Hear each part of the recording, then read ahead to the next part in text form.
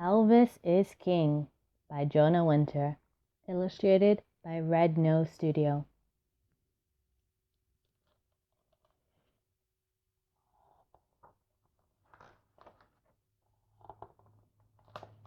Elvis is born, but alas, he is born in a humble shack on the wrong side of the railroad tracks, the side where the poorest of the poor people live, down, down, down in the deep south, Tupelo, Mississippi.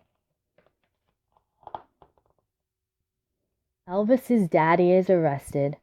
He forged a check, which is like stealing money. Now he's got to go to jail, leaving Elvis and his mama all alone to fend for themselves for 14 months. Times is hard.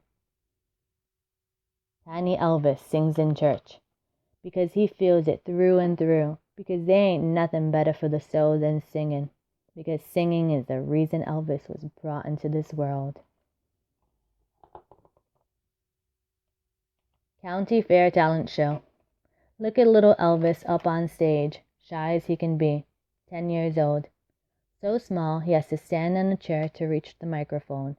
But when he opens his mouth to sing, a tearjerker song about a dog that dies, everybody listens to every word. When he is done, clapping and hooting. Elvis is loved. What a feeling that is. 5th prize.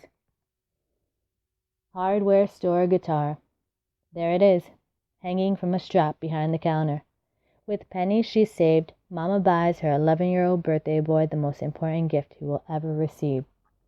It will be the key to his salvation.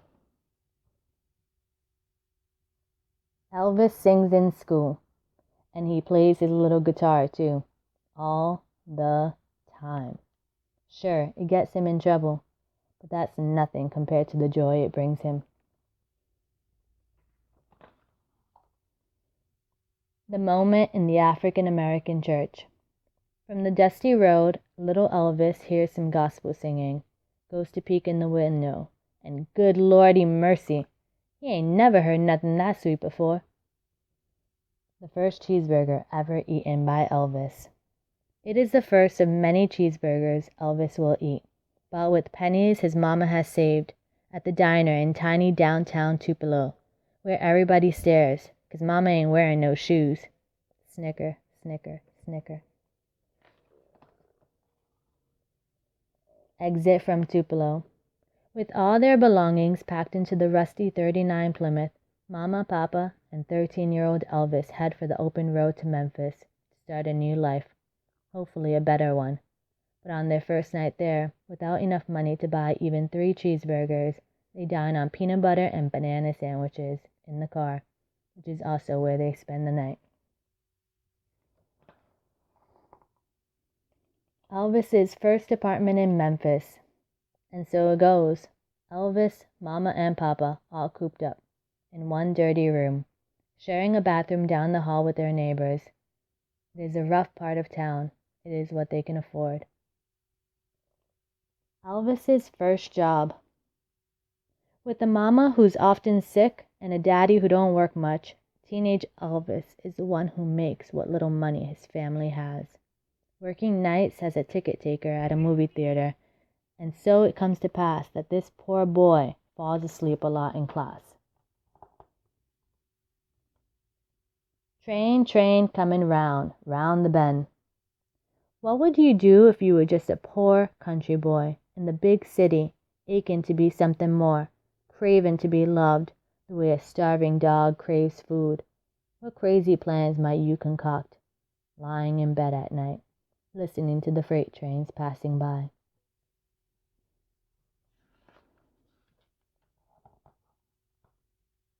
Shazam! A blonde boy turns into a black-haired teenager.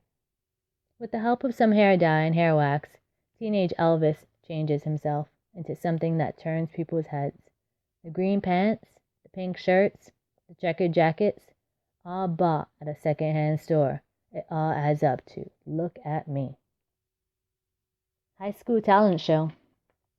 Weird teenage Elvis, with his crazy hair and crazy clothes, and dirt poor country boy shyness, walks on stage with his guitar and knocks him dead with his song. Something happens, something big, when he's up there. He is no longer shy. He can be whatever he wants to be. Let loose. Go crazy. He feels loved, and boy, does that feel good. The first love of Elvis. Her name is Dixie Locke, and just the sight of her helps tongue-tied teenage Elvis relax and be himself and talk and talk and talk. I want to be with her forever and ever. Beale Street Blues. Recent high school graduate Elvis, strolling in and strolling out of every music club he passes, listening to the blues, feeling the blues, getting ideas for some blues he'd like to sing. Elvis publicly declares his mission in life. Driving down the street, he screeches to a halt, jumps out of the car, and yells, "I'm gonna be the biggest star in the world." The first record. As a present for his mama, perfect son Elvis goes downtown to a place called Sun Records, where you can record yourself singing. It also makes real records of big-time singers, and Sly Elvis knows this. The owner asks him who he sounds like.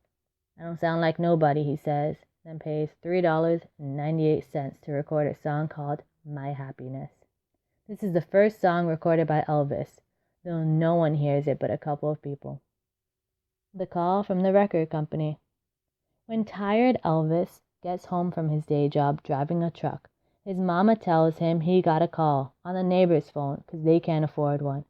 It was from Sun Records. They want Elvis to make a real record that will be for sale. Overjoyed, Elvis jumps up and down and walks on the ceiling and then flies. Elvis tries to make a real record, but he's just sitting in this chair, not moving, not excited, no feeling in his voice. The recording guy just shakes his head. Elvis tries to make a real record. Take two. So Elvis and the other musicians are goofing around during a break, having fun with a popular blues song called That's All Right. Elvis is standing up now and shaking his hips and doing these crazy moves with his knees and making his voice all wobbly. The recording guy perks up. Let's record that. First Elvis song ever is played on the radio.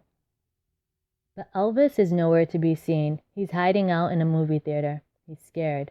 What if people hate his song? What if it's a flop? First Elvis song ever is played on the radio. Take two. Meanwhile, while Elvis is hiding in the dark, teenagers are calling the radio station like crazy. 5,000 requests for That's All Right. The song is played 15 times in one night. People are losing their minds over some person named Elvis. Something big is happening here. The first time the world gets to see the brand new Elvis. It's just a couple weeks later. He's so nervous he can't stop shaking. Even when he walks out on stage, even when he starts to sing. But that shaking starts an avalanche of screaming in a good way. And so it begins. Brand new Elvis now knows what to do on stage, and he will never forget. It is a thing to behold. The 147 cheeseburger eaten by Elvis. Boy, does that taste good. Big and juicy. Ketchup and mustard oozing out of it. And the best spice of all, success. Girls come up to him, batting their starstruck eyes, itching to get up close. The first heartbreak of Elvis. Good-looking heartthrob Elvis, surrounded by girls traveling around, is drifting apart from his one true love, his little darling, Dixie Locke. And then it is over. He will never love like that again. Love-lorn Elvis is a heartbroken mess. Now he's got something to sing about. It is a blessing in disguise. Heartbreak Hotel. Unknown outside of Memphis, Elvis records a song about a sad hotel that rises to #1 on the pop charts. #1. All over America, people buy his record. Elvis is rich. Elvis is loved. But the words to his song are, I'm so lonely, I get so lonely, I could die. Arrival of the screaming teenage girls. Something about the way he swivels his hips and wiggles his knees and curls his upper lip and shakes his voice and seems to be in love with each and every person in the audience drives girls out of their minds. They ain't never seen nothing like this before. No one has. What is this crazy music anyway? Is it country music? Sort of. But it's got too much of a beat. Is it rhythm and blues? Yep, a little bit. It's blues. It's the music Elvis heard in the African American church. It's black music sung by a southern white man. It's more than the sum of its parts. It's rebellious and exciting. And something teenagers dig. It's rock and roll, baby. And Elvis is its king. The biggest star the world has ever known.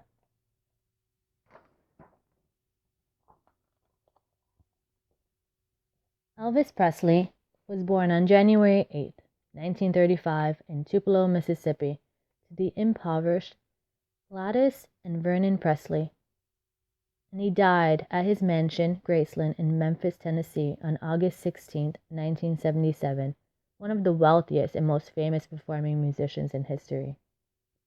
It would be hard to name a more classic rags to riches story than that of Elvis, who is still known as the king of rock and roll. What is most amazing is just how fast Elvis went from being a shy, stuttering teenager to being on top of the pop music world. It was on July 5, 1954, at the age of 19, that he recorded his first real record, That's All Right. Just a year and a half later, in January 1956, he recorded his first #1 hit, Heartbreak Hotel. In September of that year, he made his first television appearance on the very popular Ed Sullivan Show. No one had ever seen anything like Elvis on TV before. His swiveling hips and crazy moves caused such a stir with female members of the studio audience that during a future appearance, the cameras focused on him only from the waist up. And in November, Love Me Tender, the first of 31 movies in which he would star, was released. By this point, it was official. Elvis was the biggest music star in America, and he was still only 21 years old. It is undeniable that Elvis owed much of his success to the essential fact that he was white during an era of massive discrimination against African Americans, an era when the music world was blatantly segregated. The first person to record him, Sam Phillips of Sun Records, absolutely was looking for a white musician to play black music for white teenagers. In that first recording session, just messing around with That's All Right, written and recorded by African American rhythm and blues musician Arthur Crudup in 1946, Elvis gave Phillips exactly what he was looking for. And he continued to give Phillips white versions of black songs with another early hit, Mystery Train, quoted in this story, Train, Train Coming Round, Round the Bend, written by black blues star Junior Parker for Sun Records. Elvis took inspiration from anywhere he could find it: rhythm and blues, gospel, country and western, and crooners. The B-side of the vinyl record that contained That's All Right was a cover of the bluegrass song Blue Moon of Kentucky, which Elvis transformed into a fast-paced rockin' number. Elvis's rockin' approach did not go over well at the Grand Ole Opry, which is sort of like a national cathedral of country music. But even if Elvis's music offended country music purists, he was always at heart a country boy. And this is why I've included Southern dialect here and there. I am from the South and my ancestors are from Mississippi and Alabama. My Texas grandmother, one of my favorite people of all time, used to say, "Good Lordy mercy," and so do many people from this part of the world. I included such phrases out of love and compassion. As a teenager in the 1970s, I was way more into 1950s rock and roll than the music of the time. I especially loved Chuck Berry and Little Richard, who had as much, if not more, to do with inventing rock as Elvis. But oh, did I love Elvis. His voice made me feel something deep inside my gut. It made me want to sing along, something I only did, thankfully, behind my bedroom door. and I will confess this still channeling my inner Elvis occasionally, belting out one of his early songs when no one's around. Why do so many people, including me, still get turned on by Elvis's music? Because his early songs, especially, are outrageously exciting and full of energy. Songs like Hound Dog, Jailhouse Rock, Don't Be Cruel, and All Shook Up. And his music is full of real feeling. It's personal. There are photos of Elvis in his early 20s that show him to be miserable, overwhelmed, just a country boy who suddenly found himself on top of the world, a scary place to be. Though he was always surrounded by friends and fans, Elvis remained a lonely man throughout his life, unable to get close to anyone, and yet this lonely man was one of the most charismatic performers of all time. When he was on stage, something he was doing with his voice and his body, revealing emotions that were so raw, released emotions in his audience. It was like he had turned on a spigot, and the tears and the screams and the unnamed feelings just came pouring out. His music gave his original audience, mainly 1950s white teenagers, the freedom to feel. Why is Elvis still called the King? Listen to his music. Watch film clips of his performances, especially from the 1950s, and see for yourself.